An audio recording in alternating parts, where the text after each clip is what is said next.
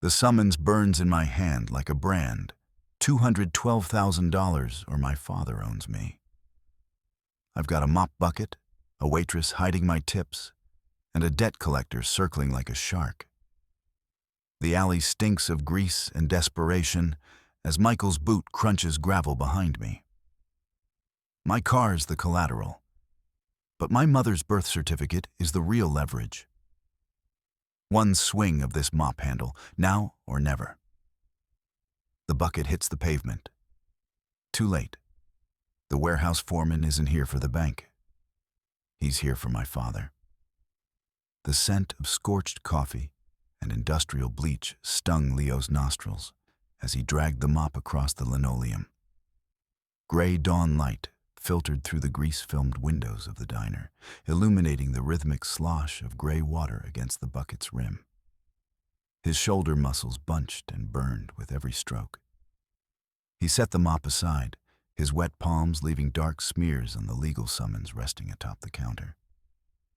The document crinkled under his touch. $212,000. The digits stared up at him, sharp and uncompromising.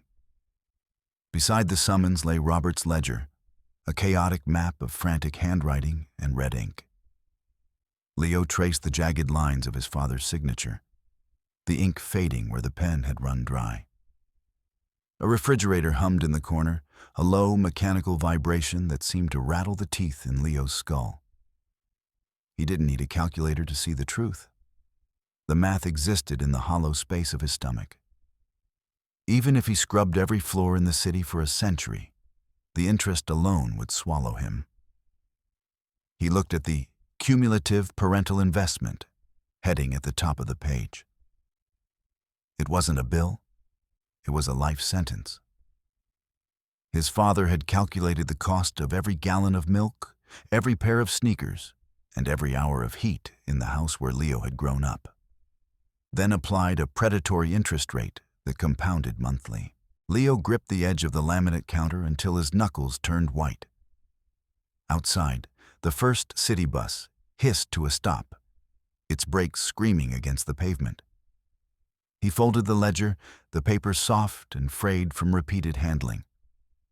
The debt sat on his chest, a physical weight pressing the air from his lungs while the sun rose, indifferent and cold, over the jagged skyline of Naperville.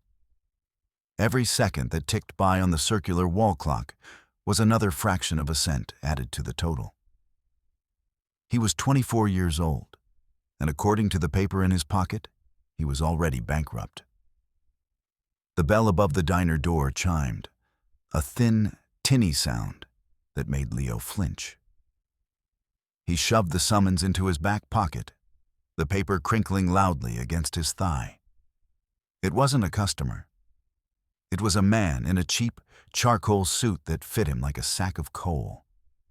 The man didn't head for a stool or look at a menu. He slid into the corner booth, the one with the cracked vinyl that smelled of stale cigarettes, and fixed his eyes on Leo. Leo felt the man's gaze like a physical heat on the back of his neck. This was the third morning in a row. The debt collector didn't speak. He just sat there, a human vulture waiting for a carcass to stop twitching. Leo's hands trembled as he gripped the mop handle. He could feel the eyes tracking his every movement, measuring the value of his labor, calculating how much of this shift could be garnished. The air in the diner suddenly felt thick, tasting of old frying oil and desperation. "Leo, honey, you're going to scrub the floor right out of the building if you keep that up," a voice whispered. Sarah Johnson leaned over the counter, the scent of maple syrup and floral perfume trailing behind her. She was already wearing her apron, the pockets bulging with her order pad, and the small notebook where she recorded her apologies. She looked at the man in the corner booth, then back at Leo's pale face. Sarah didn't ask questions. She knew the look of a man being hunted. She reached out, her hand calloused but warm, and gently squeezed Leo's forearm. "He's been watching you since he sat down." she murmured, her eyes darting toward the charcoal suit. Don't give him the satisfaction of seeing you sweat. Just keep moving. As the breakfast rush began to trickle in, the diner filled with the clatter of ceramic mugs and the hiss of the griddle. Sarah moved with a frantic, practiced grace, weaving between tables. Every time she passed Leo, she made a subtle movement. A $10 bill slid from her hand into his apron pocket. Then a 5. Then a handful of crumpled ones. Sarah, I can't, Leo hissed, trying to push the money back. I owe enough people already. I don't want a loan. It's not a loan, you stubborn boy, Sarah snapped softly, though her eyes remained kind. It's a shield. He can't seize what he doesn't see. I'm just holding the fort.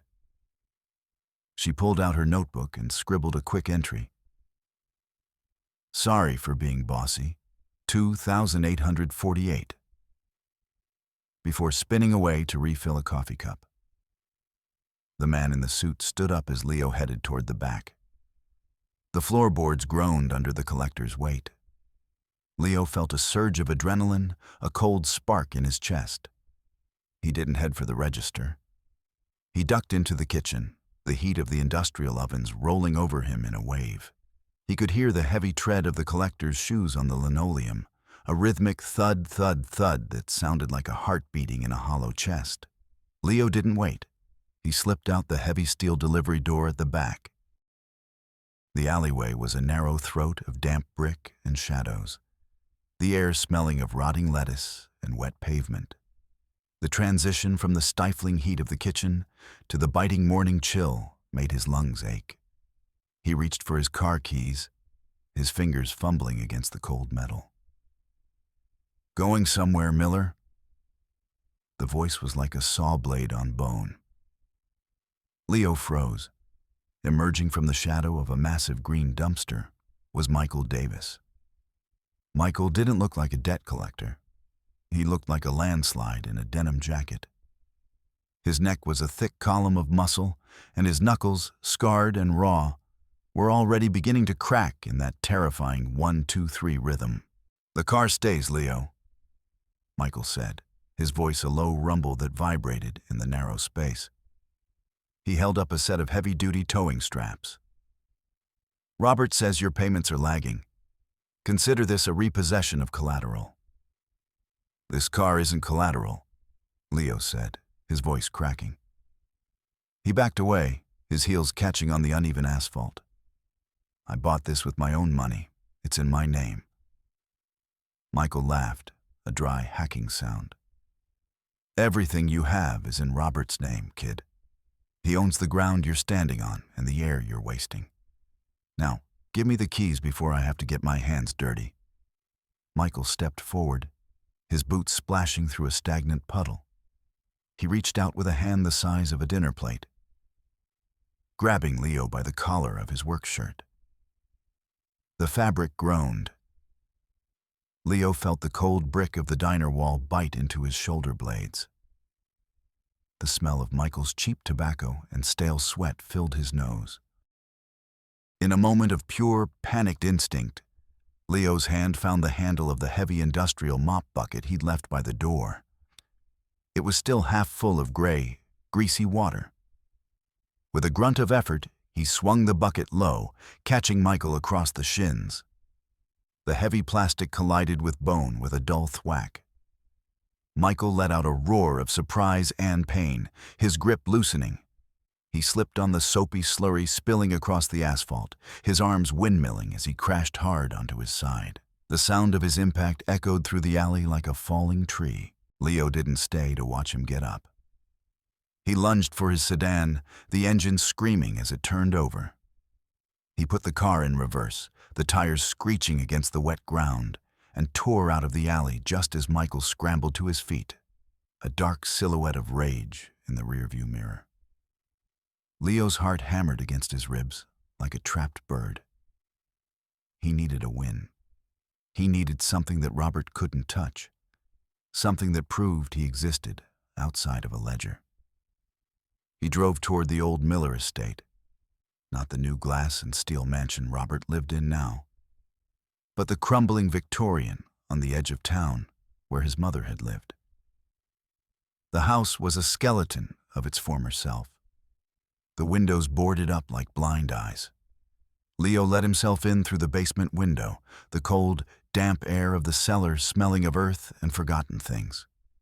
He moved through the shadows, his flashlight beam cutting through the thick dust. In the corner, hidden behind a stack of rotted firewood, sat a small, fireproof lockbox. His mother had told him about it once, her voice a fragile whisper. "If you ever need to know who you are, Leo, look in the box." He used a heavy screwdriver to pry the lid. The metal shrieked in protest, a high-pitched wail that made his skin crawl. Inside, tucked under a silver locket, was a sheaf of papers. He pulled out the top one, his mother's original birth certificate, subverted Phase 1. Smart decision. Leo's breath hitched. This was it. This was the anchor. If he could prove his mother's estate had been mishandled, he could challenge the debt. He began to flip through the other documents, his mind racing with legal possibilities. He saw his own birth records, some old photos, and then a thick stack of yellowed pages tucked into a side pocket. They looked like business records. Leo's heart soared. After years of feeling like a ghost haunting his father's warehouse, he finally had something tangible. He recognized the formatting immediately. It matched the internal payroll sheets he saw at the warehouse every day. If he could find a discrepancy here, a link between his mother's money and Robert's current business, he could blow the whole debt case wide open. It was the smartest move he'd ever made. He was finally fighting back with the only weapon Robert respected: paperwork. Phase 2. False positive. He felt a wave of pure, unadulterated relief. His hands stopped shaking. As he scanned the names on the payroll, he saw familiar figures, old employees who had been with the company for decades. "I've got you," he whispered into the dark, a small, triumphant smile tugging at his lips. He tucked the records under his arm, feeling the weight of them. This was the magic document he'd been searching for. He could almost hear the sound of the debt vanishing, the red ink turning to black. He felt like he could finally breathe, the crushing weight on his chest lifting for the first time in years. He was going to take these to a lawyer, and by tomorrow, Robert Miller would be the one answering questions. Phase 3. The crack. He turned the page to the final summary, his eyes searching for a signature. But his gaze snagged on a name at the bottom of the 2023 roster: Michael Davis. Leo froze. He looked at the date. These weren't old records from his mother's time. These were current. His brow furrowed. Why would his mother have records from last year? He looked closer at the header. It didn't say Estate of Emily Vance. It said Miller Logistics, Confidential. The paper felt suddenly cold in his hands, like a slab of ice. Phase 4. Catastrophic reveal. The truth hit him with the force of a physical blow to the stomach. These weren't his mother's papers. The lockbox had been planted. He turned the payroll sheet over and saw a handwritten note on the back in Robert's bold, arrogant script. "Thanks for cleaning out the basement for me, Leo. I was wondering where I mislaid these." The record showed that Michael Davis wasn't just a repo man or a hired thug. He was the official warehouse foreman of Miller Logistics. By taking these papers, Leo hadn't found evidence of his mother's inheritance. He had just committed a felony.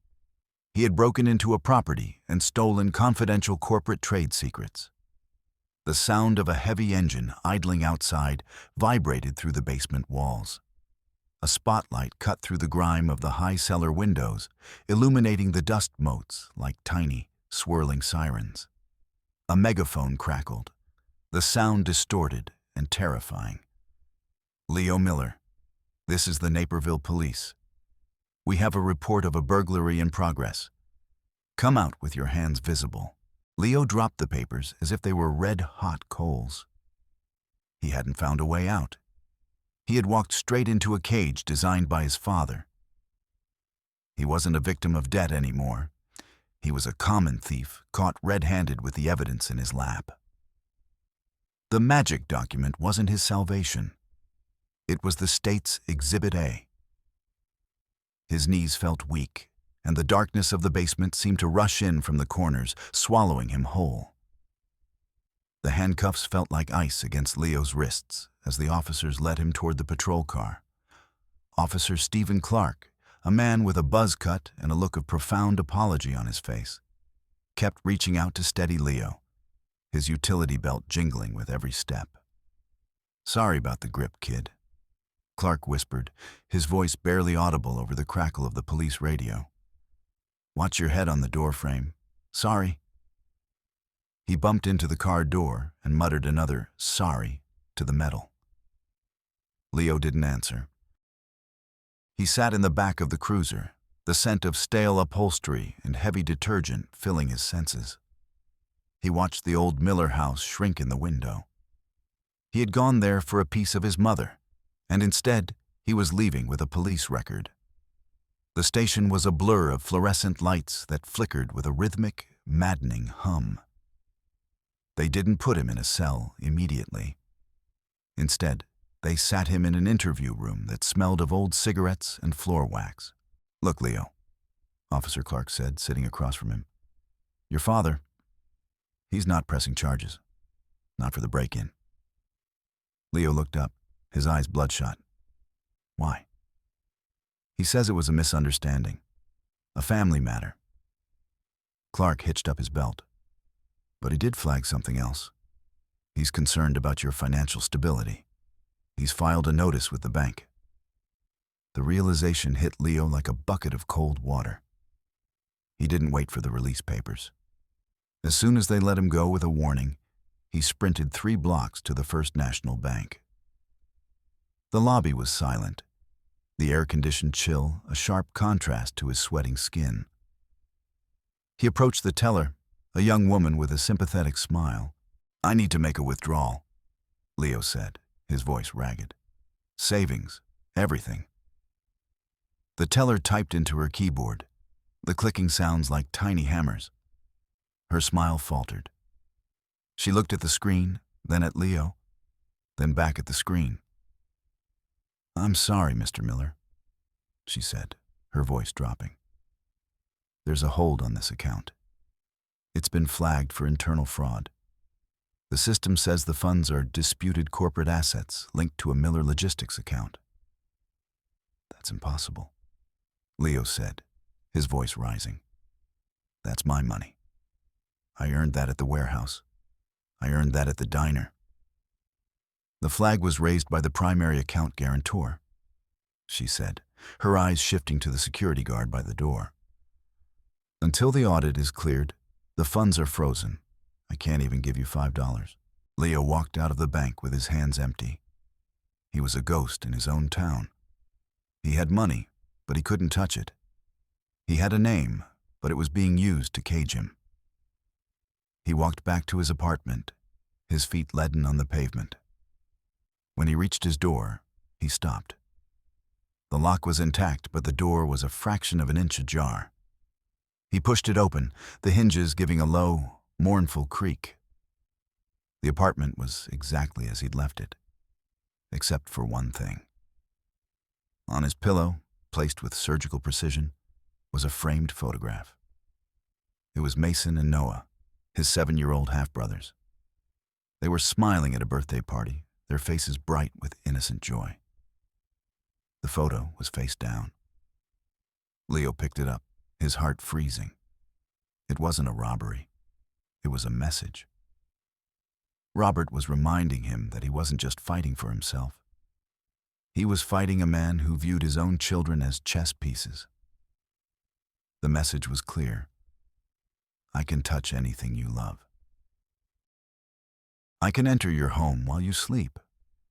I can turn your world face down. He didn't sleep that night. He sat in the dark, the irregular rattle of his refrigerator keeping him company. Every time the compressor kicked on, the floorboards vibrated, a jagged rhythm that felt like teeth gnashing in the dark. By 4 a.m., he was back in his car, driving toward his second job at a construction site on the outskirts of Naperville. The fog was thick, a gray shroud that clung to the windshield. In the rearview mirror, 2 pinpricks of light appeared. They were high, wide apart. A truck or a large SUV. Leo accelerated. The lights stayed with him. He took a sharp turn onto a back road that cut through the endless cornfields. The stalks rose on either side like green walls, whispering in the wind. The SUV surged forward. It didn't just tail him, it struck. The impact was a bone-jarring crunch of metal on metal. Leo's head snapped back, the world spinning for a split second. "Stop!" he screamed, though there was no one to hear him. The SUV hit him again, harder this time, aiming for his rear quarter panel. Leo's sedan fishtailed, the tires screaming as they lost their grip on the blacktop. He fought the wheel, his muscles straining, but the SUV was heavier, a black predator in the mist. One final shove sent him over the edge. The car vaulted off the shoulder, plunging into the sea of corn. The stalks shattered against the windshield like hail. The world became a chaotic blur of green and brown until the car slammed into a hidden drainage ditch. The silence that followed was deafening. The only sound was the ticking of the cooling engine and the dry hiss of the wind through the corn. Leo crawled out of the wreckage, his shoulders screaming in pain. He didn't stay by the car. He scrambled into the depths of the cornfield, the sharp leaves cutting at his face and hands. He huddled in the dirt, his breath coming in ragged gasps. Through the gaps in the stalks, he saw the black SUV stop on the shoulder. The engine idled, a low, predatory growl. A door opened. A pair of heavy boots hit the gravel. Leo watched, frozen, as a figure stood by the edge of the road, looking down into the ditch. The man didn't call out. He didn't offer help. He just stood there for a long minute, a shadow against the gray morning sky, before getting back into the SUV and speeding away. Leo waited until the sound of the engine vanished completely before he moved. He walked for miles, his body a map of aches, until he found a 24-hour laundromat. The smell of cheap soap and hot lint was the most beautiful thing he'd ever sensed. He sat on a plastic bench, using a damp paper towel to wipe the blood from his forehead. He pulled the debt ledger from his jacket. It was damp, the ink beginning to bleed. He started to read it again, not with the eyes of a victim, but with the eyes of a man who knew how to fix things. He looked at the dates. July 2016. Electricity, $142. Water, $68. Food, $300. Leo's brow furrowed. He remembered July 2016. That was the year his mother had scraped together enough money to send him to summer camp in Wisconsin. He'd been gone for the entire month. He checked August, same charges. He'd been at camp then, too. He looked at the charges for his gaming console. They were dated from a period when the house had been under renovation and the power had been cut to his wing of the building. The realization was a spark in the dark. This wasn't just a list of expenses. It was a fabrication. Robert wasn't just trying to collect money from Leo. He was using these debts as a paper trail. If Leo owed the company $200,000, that was an asset on the books. But if Leo was insolvent, Robert could write that debt off as a total loss. He saw Cynthia's name in the margins of one of the pages, a small notation about tax category 4. The debt wasn't about the money. It was a giant, fraudulent tax shield. Cynthia and Robert were siphoning real cash out of the company and replacing it with the debt Leo supposedly owed. He was a human tax haven.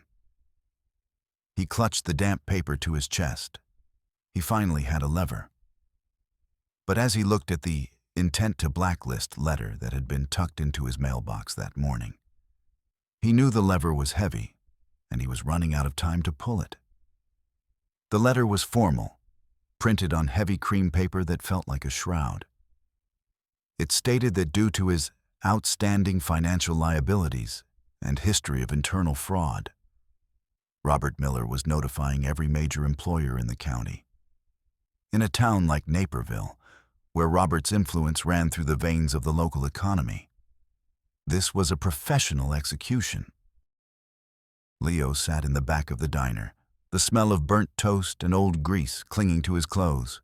He felt like a man watching the tide come in while his feet were buried in the sand. "He's closing the doors, isn't he?"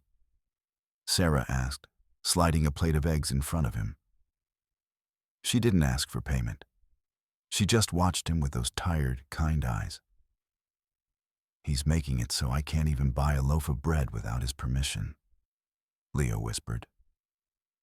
Sarah leaned in, her voice a low, conspiratorial hum. "I know someone, a man named Richard Thompson. He used to be the head clerk for Robert's father. He saw how the ink was spilled before it ever hit the page." Leo met Richard Thompson in a secluded park 2 days later. The air was crisp, the scent of dying leaves and damp earth heavy in the breeze. Richard was a man who looked like he was made of parchment, thin, translucent, and covered in lines. He was sitting on a bench, painstakingly rewriting a grocery list. 1 dozen eggs, 1 gallon milk. "Robert doesn't create wealth," Richard said, his voice a dry rustle. "He creates traps. He's been forging property deeds since the 90s. He'd find a family in trouble, offer a loan, and then produce a ledger that showed they owed 10 times what they borrowed. He did it to the Vances, your mother's family." Richard looked at Leo, his eyes filled with a 40-year-old guilt. "The debt you're carrying? It's not yours. It's a ghost. He used your mother's inheritance to fund his first warehouse, then made up the ledger to make sure you'd never ask where the money went." Leo felt a surge of cold fury. He didn't go back to the diner. He drove straight to the Miller estate. He didn't care about the cameras or the sensors. He needed the physical proof. He slipped through the side servant's entrance, his heart hammering a frantic rhythm against his ribs. The house was silent, smelling of expensive wax and cold stone. He reached the study, a room lined with thousands of books that seemed to lean inward, suffocating the air. He began to tear through the desk drawers, his fingers flying. "Looking for something, Leo?" The voice was like a heavy velvet curtain falling. Robert Miller stood in the doorway. He didn't look angry. He looked bored. He stepped into the room, his gold Rolex catching the light as he checked the time. He walked to the sideboard and picked up a heavy glass decanter filled with amber scotch. He poured a glass, the liquid swirling like trapped sunlight. "You have a habit of trespassing, son," Robert said, his voice low and predatory. He moved to the door and turned the heavy brass deadbolt. Click. "The debt is fake, Robert," Leo said, his voice shaking. "I know about the tax write-offs. I know about the Vance inheritance." Robert stepped closer, the smell of scotch and expensive tobacco filling the space between them. He gripped the heavy decanter by the neck, his knuckles white. "Knowledge is a liability when you don't have the power to back it up," Robert whispered. "You're going to sign the new note. Tonight. Or I'll make sure the police find more than just payroll records in your car next time." He lunged, the decanter whistling through the air. Leo ducked, the glass shattering against a mahogany bookshelf, the scent of alcohol exploding into the room. Leo scrambled past him, his heart a frantic drumbeat. He didn't head for the front door. He knew it would be locked. He ran up the stairs, his boots thundering on the carpet. He ducked into Cynthia's dressing room, a place of mirrors and silk. He needed a place to hide, a moment to breathe. In the corner, tucked behind a velvet stool, sat a small leather-bound journal. He opened it, his eyes scanning the elegant, sharp handwriting. It wasn't a diary, it was a log. October 14th. L. Provoked at diner. Michael reports success. Step 2. Restraining order. If he hits back, he loses the Vance claim automatically. Leo's breath hitched. The debt wasn't the goal. The goal was the reaction. They wanted him to fight. They wanted him to be the violent, unstable son, so they could legally strip him of his rights. The door burst open. Cynthia stood there, her hair perfect, her eyes cold as ice, subverted. Phase 1. Smart decision. Leo didn't panic. He held up the journal. I have it, Cynthia. I know the whole plan. The restraining order, the provocation. It's all here. I'm going to walk out of here, and I'm going to take this to the district attorney. He felt a surge of cold, calculated confidence. He wasn't going to get into a shouting match. He was going to use the evidence. He stood tall, his military straight posture returning. He'd finally outplayed the person who thought everyone else was a chess piece. He began to record her with his phone, capturing her face and the journal in the same frame. It was the perfect move. Phase 2. False positive. Cynthia froze. She looked at the journal, then at Leo's phone. Her face went pale, her eyes darting toward the door. Leo, wait, she stammered, her voice trembling. We can talk about this. We can settle the debt. Just give me the book. She took a step back, looking genuinely terrified. Leo felt a rush of victory. He had the power now. He could see the cracks in her armor. She was actually afraid of him. He started toward the door, keeping the phone steady. No more talk. The law is going to handle this. He felt like he was finally walking out of the shadows and into the light. Phase 3. The crack. He reached for the door handle, but he noticed something in the reflection of the vanity mirror. Cynthia wasn't looking at him anymore.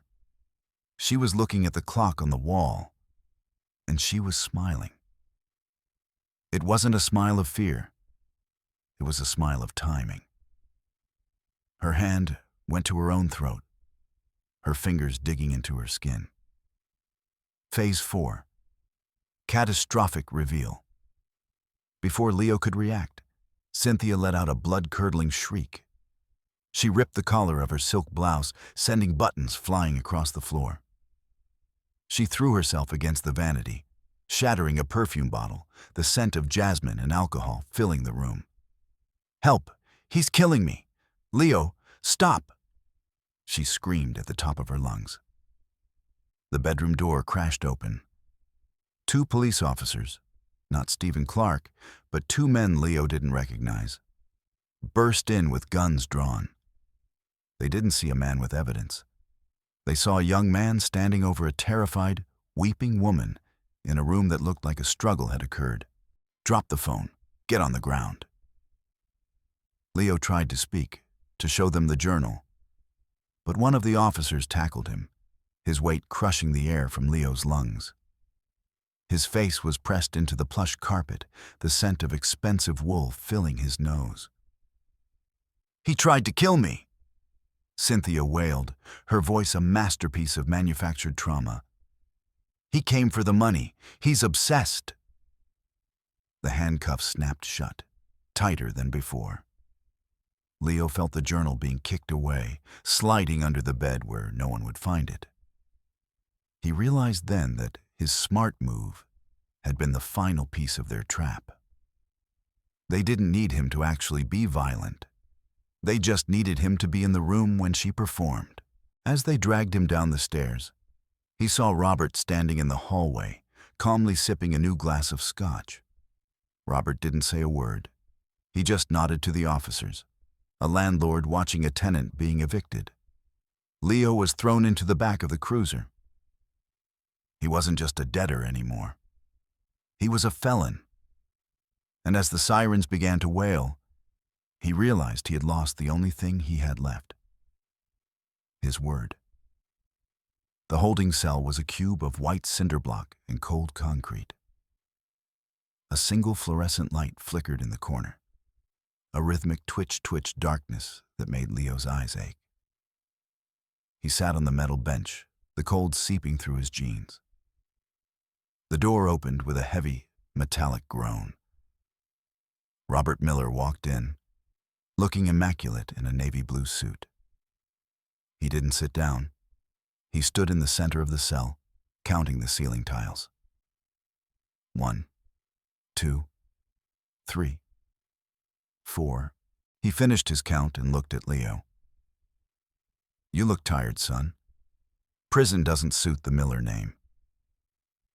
He reached into his breast pocket and pulled out a single sheet of paper. "This is a total waiver of your inheritance rights. Sign it, and the witnesses to your assault on Cynthia will suddenly remember things differently. The charges will vanish. The debt will be forgiven in exchange for your departure from this state." Leo looked at the paper. It was the final erasure. If he signed, he would be free, but he would be a man without a past, a ghost created by his father's pen. He thought of his mother. He thought of her eating her food in color order, trying to make sense of a world that Robert had turned into chaos. "No," Leo said. His voice was cracked, but it was steady. Robert's eyes narrowed. "You'd rather rot in a cell for 5 years? I'd rather be a man in a cell than a ghost in your pocket," Leo said. Robert turned and walked out, the heavy steel door slamming shut with a finality that vibrated in Leo's marrow. Leo sat back down. He closed his eyes and began to do the math. Not the math of the ledger, but the math of the truth. He remembered the dates in the ledger, the interstate shipments, the tax codes. When he was allowed his one phone call, he didn't call a bail bondsman. He called the Naperville Pro Bono Legal Clinic. "My name is Leo Miller," he said when a woman answered. "I have the specific dates and invoice numbers for a series of fraudulent interstate wire transfers involving Miller Logistics and a manufactured debt scheme." The silence on the other end lasted 3 seconds. Then, a sharp, focused voice came through the line. "This is Rebecca White. Start from the beginning, and don't leave out a single decimal point." The next 48 hours were a blur of sound and motion. Rebecca White arrived at the station like a whirlwind, her messenger bag overflowing with briefs and her low humming filling the interview room. "They forged the dates, Leo," she said, her eyes bright behind her glasses. "They were so focused on the tax write-off that they forgot the federal audit trail for interstate commerce. You're not just a victim, you're the whistleblower." The courtroom was a cathedral of dark wood and oppressive silence. Leo sat at the defense table, his hands clean for the first time in years. Across the aisle, Robert and Cynthia sat with their high-priced legal team. Cynthia looked pale, her eyes darting toward the back of the room where 2 men in dark suits, IRS investigators, sat with their arms crossed. The judge, a woman with a face like carved granite, reviewed the audit results. The sound of the wall clock was a deafening clack, clack, clack. "The evidence presented by the defense is illuminating," the judge said, her voice echoing in the chamber. "The cumulative parental investment ledger is not a legal document. It is a fabricated instrument of fraud." She looked directly at Robert. "Mr. Miller, your firm is under federal injunction. The charges against Leo Miller are dismissed with prejudice. Leo felt a sensation he hadn't known in a decade: the absence of weight. It was as if the air itself had become lighter. He watched as Cynthia was led away for questioning regarding the embezzlement the audit had uncovered. Money she had stolen from Robert and blamed on Leo's debt. The Miller family wasn't a kingdom. It was a circle of thieves who had finally run out of shadows. Leo walked out of the courthouse and into the bright, indifferent sun of Naperville. He went straight to the records office. "I'd like to file for a legal name change," he told the clerk. When he walked out an hour later, he wasn't Leo Miller. He was Leo Vance. 6 months later, Leo sat in the back of a night school classroom. The air was warm, smelling of chalk dust and floor wax. He opened a fresh textbook, the spine cracking with a satisfying sound. He looked at his hands. The warehouse dust was gone. The grease was a memory. He picked up a pen and wrote his name on the first page. Leo Vance. The debt was gone. The ledger was burned. For the first time in his life, the math finally added up to 0. And 0 was the most beautiful number he had ever seen. It was a clean slate. It was a beginning. He looked out the window at the city lights, no longer counting the cost of the minutes, but simply living them. He was free.